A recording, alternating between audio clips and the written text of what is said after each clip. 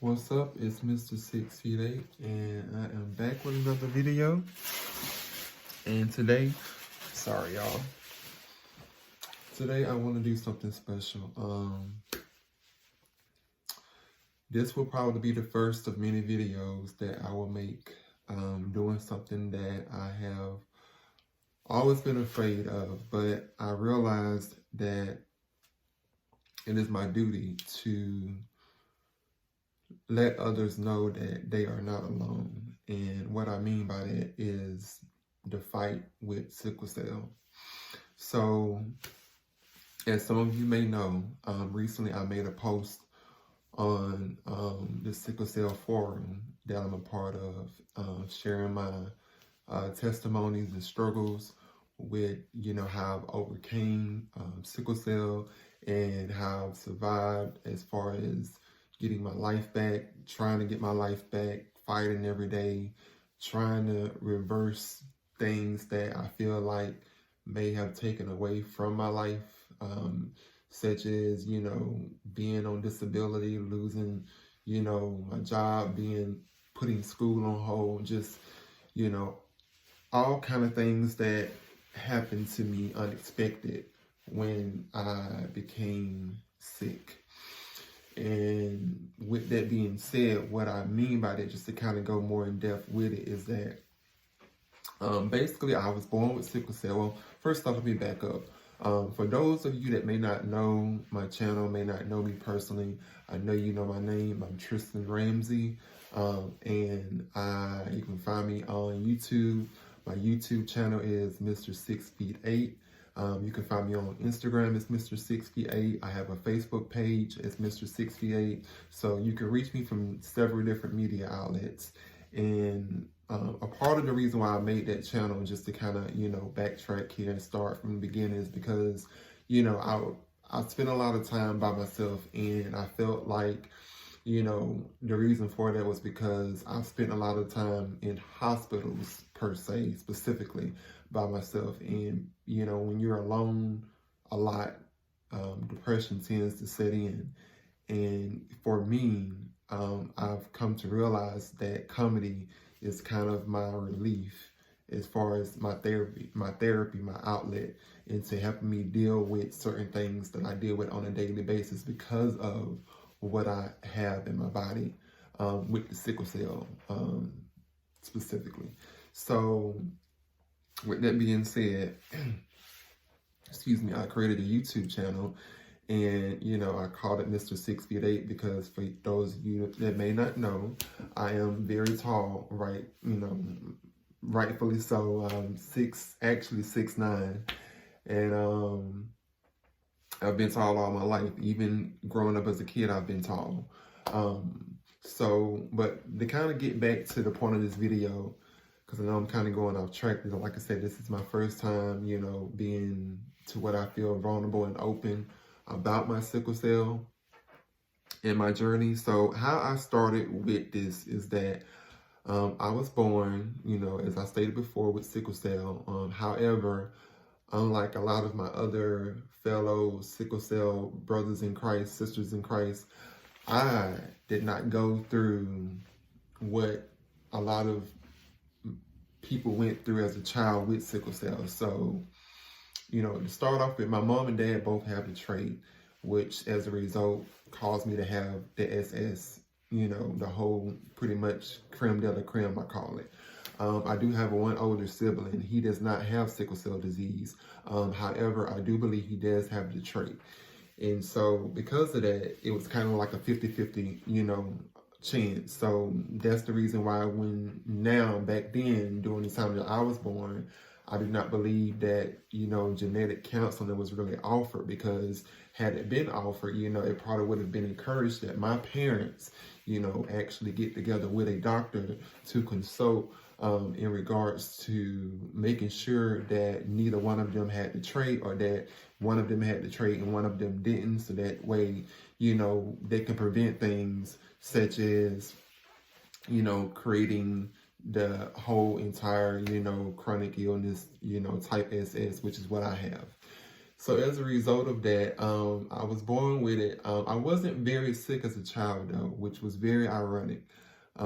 It was very weird. It was almost like as if my body somehow had managed to find a way to figure out how to survive. And, my hemoglobin levels, the doctor that I was seeing at the time, I live in Georgia, just in case most of you, I'm not sure if you've watched my channel, but I reside in Georgia, specifically right now near Atlanta, Georgia. But at the time, the doctor that I had, which was in a small town called Albany, Georgia, back then, his name was Dr. Mickey, I believe, and he told me, that it was basically like, he told my mom that it was basically as if I didn't even have the condition, even though, it was present in my body. And that was something that was so fascinating to him, because he said that he wished a lot of his other patients were like me. And, it just made me wonder, like, I never understood until I got older and started having, the episodes of how I went so long without having an episode. I think, if I'm not mistaken, I actually recall having one episode as a kid, and it's only because I remember it vividly. I was laying on the floor one Friday night, and I just started feeling really cold, like icy cold inside. And the next thing I know, my mom, she checked my temp, I believe. I think I was running a fever. I started shaking. She took me to the hospital. They had me hooked up to all these machines.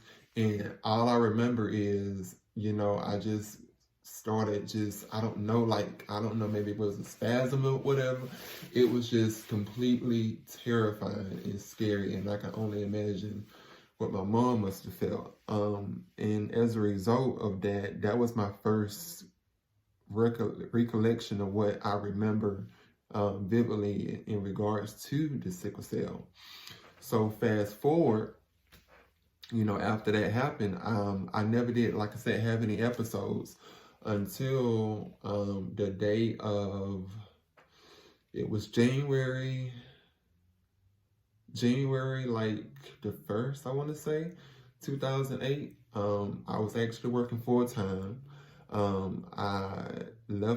By then I had left high school, so I was transferring over to college. And I, was working a lot of overtime hours. I do recall that I had came down with a really bad cold. As a result, that cold had turned into what I had later found out was walking pneumonia. And as a result from all of this, I had to pause for a second, because it's still scary just even talking about it. But I just remember that I was, feeling really bad. And I remember telling my friends that I was hanging with the night before that, I didn't feel well. I felt really like just sluggish, lethargic, which is, one of the symptoms with sickle cell. And I woke up, I went to bed that night, and I remember waking up that next day with such a sharp pain that was just so unbearable, to the point to where I didn't know whether I was going to live or die. And all I remember, I woke up screaming for my mom, and I remember that I was holding my chest, because the pain that I had was coming from my chest. And that was something that was unusual, because as I stated before, I never really, got sick. So I didn't know what was going on. So at this point, my mom, she's trying to stay calm. I'm telling her that, the pain is getting worse. And it literally felt like as if I was having a heart attack. Like I felt like that my whole rib cage was going to break. And all I remember is my mom was rushing me to the hospital. And she took me to the hospital. And I remember me kind of like vaguely getting weak by the minute, because at the time I lived in a small town. The hospital was like 40 minutes away. And by the time I got there, I was just like in worse condition than before. And I vaguely remember going back in the back, them hooking me up to the machines. I remember being admitted.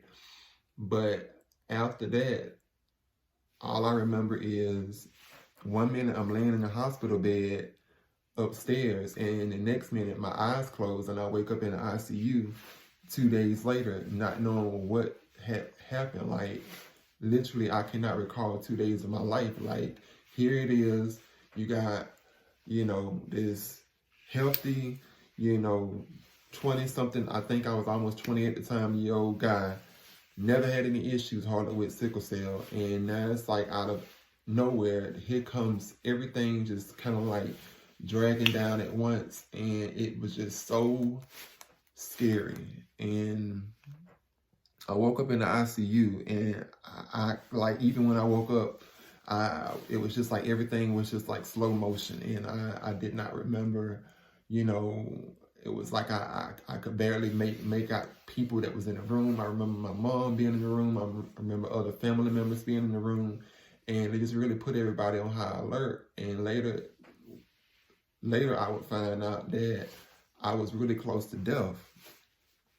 And the reason why was because little did I know, not only did I have walking pneumonia, but I had what they call sickling of the liver, which is basically the sickle cell attacks your liver organs. And as a result of that, it ends up shutting your body, like your whole system is shutting down. Like, you're basically having a sickle cell attack because your body is so overexerted.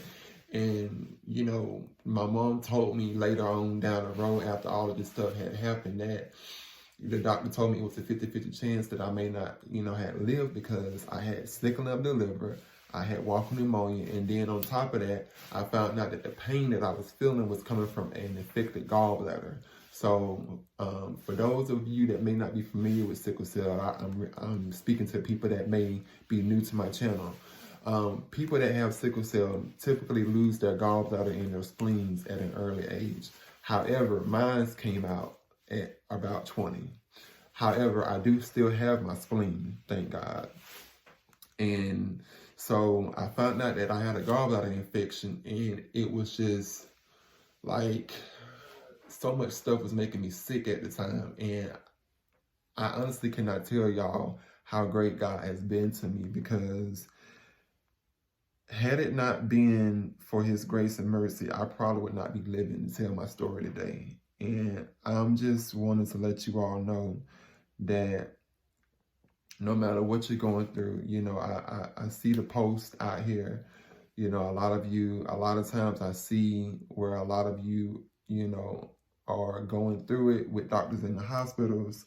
And I know how difficult and stressful that must be, because Lord knows I've had my share for the past 7 years of dealing with this, because this was something that kind of came new to me, since I did not live as a child sick, all the time.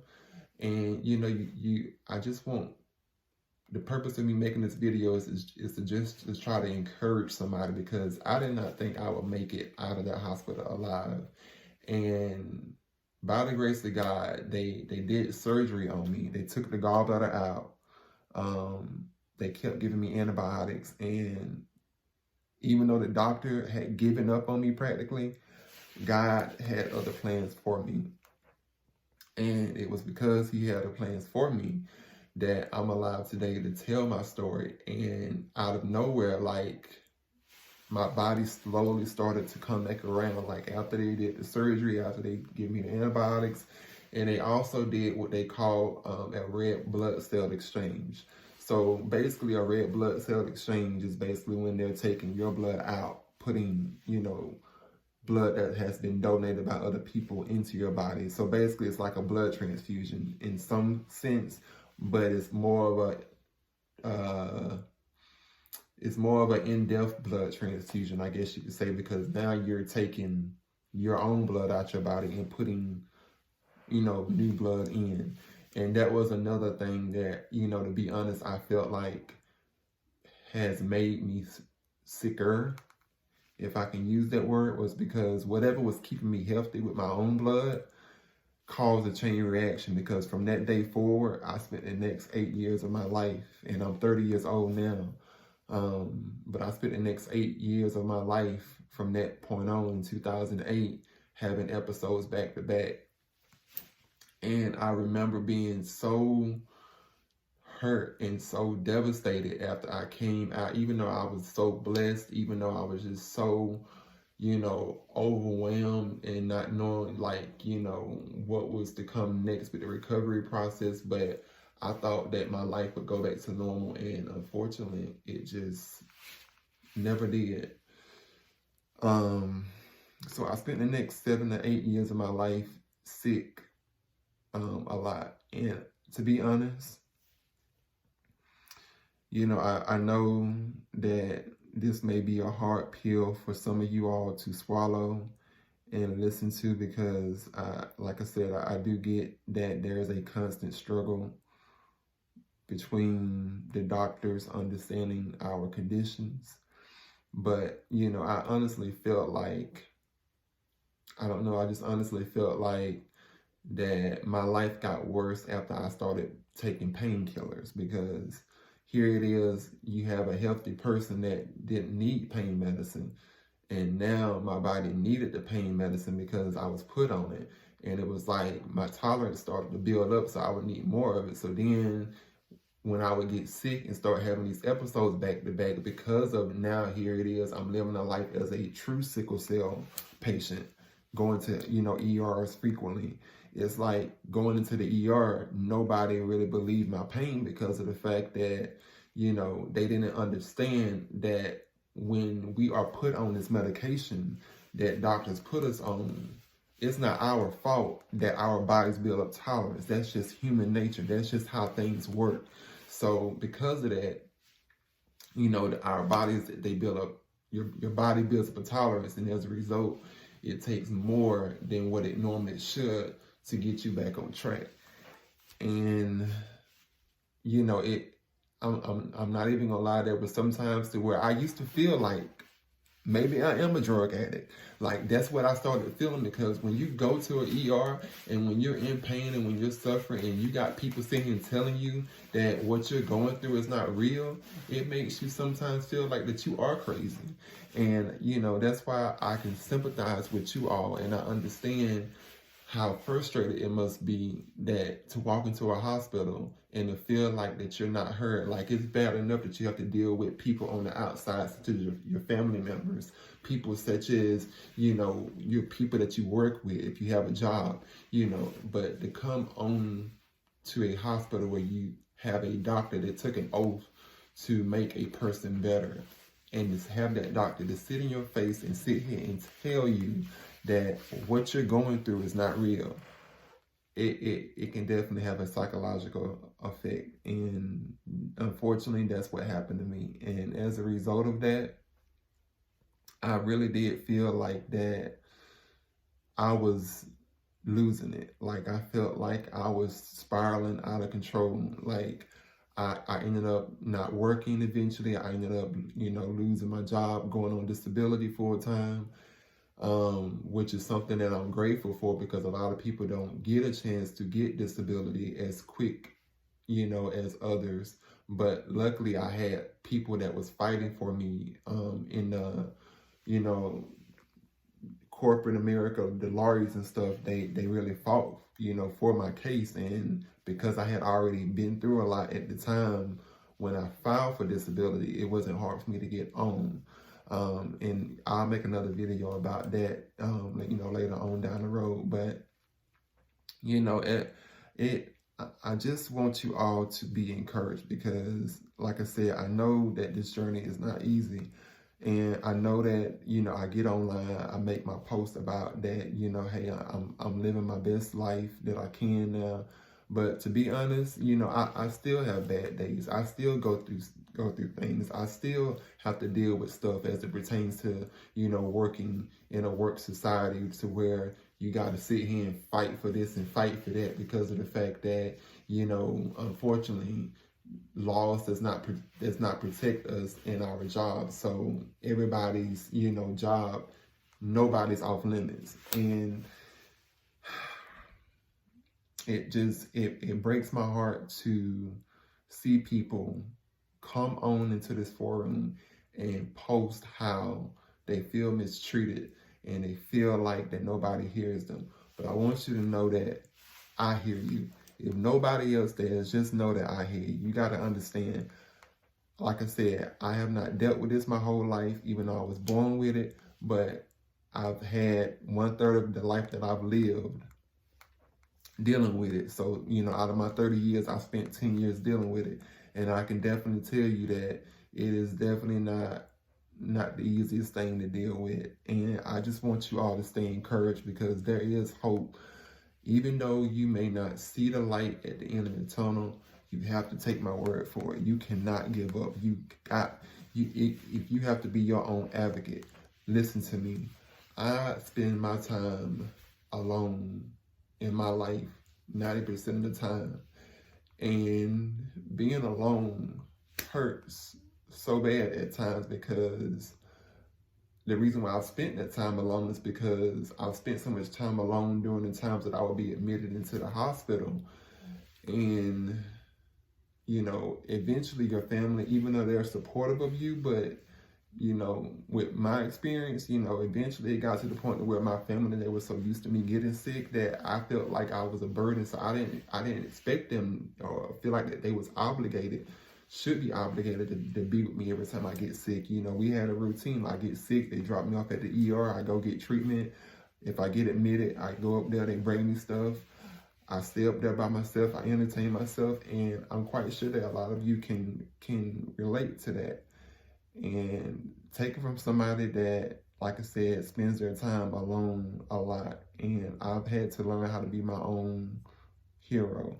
And I just want you all to know that this is the first of many videos that I will make. One of the main things that propelled me to do this was because I saw such a outpouring of love and support on my last post that I made in this forum. And I just want you all, it's not something that you have to do, but like I said, this channel is to uplift, bring humor, bring laughter, educate people about sickle cell, and just let people know that they're not alone in fight. I'm here to promote hope, is what I'm here to promote. Hope is definitely your best friend, and it's definitely on its way. Hope has not ended. Hope has not been given up. Your life is not over with. Like, you will live. I know it's going to get hard, but rest assured, you have somebody that's on your side. So if you like this video, please subscribe to my channel for more videos. Stay tuned, because I'm going to share my journey with you. I'm going to share a lot of stuff with you that I normally don't even share with my own, people on the outside, that doesn't deal with the disease. So I just, like I said, I hope that this reaches somebody and encourages somebody to, get up and keep fighting. Because even though I'm currently looking for another job right now, because of the fact that I had to leave my other job due to being in a city that I had moved to that did not have good hospital treatment, I still know that God is the head of my life, and I know that He has something great for me. And I still plan on continuing my education as I always have. I'm still, the same happy-go-lucky Tristan. I look great. Like I said, I may go to the ER every 2 months. And that's another thing. Don't ever feel like because you went to the ER that you feel like you fail yourself. If you have to go to the ER, you go to the ER. Don't let nobody make you feel bad about feeling bad physically within. Nobody can tell you how to feel. You are the narrative. You are the author to your own story. You write the narrative to your own story. Don't let nobody sit here and make you doubt yourself ever. So, I'm just here to share love. I hope this reaches somebody. I hope this encourages you all. Like I said, you can follow me on all social media platforms. That's Mr. 6 feet 8, MISTER, the number 6, FT, the number 8. And just stay tuned. I love you all. Peace.